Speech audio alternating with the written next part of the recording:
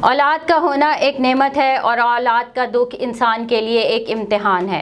ऐसी ही सूरत हाल आरिफ वाला में देखने को मौजूद है, जहां मकबूल नामी मेहनत कश अपने 3 जवान माजूर बेटों को लेकर इलाज के लिए दर बदर फिरता रहा और इसी कशमकश में 4 साल कबल इसका नौजवान बेटा दुनिया से चल बसा। मज़ीद रिपोर्ट करेंगे हमारे नुमाइंदे सैयद आसिफ जावेद। जी, आज हम मौजूद हैं आरिवाला के नवाही गांव 71 ठेकवा शरीफ में, जहां पर मकबूल नामी शख्स जिनके 2 बच्चे ज़हनी तौर पर माजूर हैं और उनका यही कहना है कि हम इलाज करवा कर थक चुके हैं और हमारी हुकाम बाला से यही अपील है कि मेरे बच्चों का इलाज करवाया जाए। तो हमारे साथ मकबूल मौजूद हैं, हम उनसे बात करते हैं।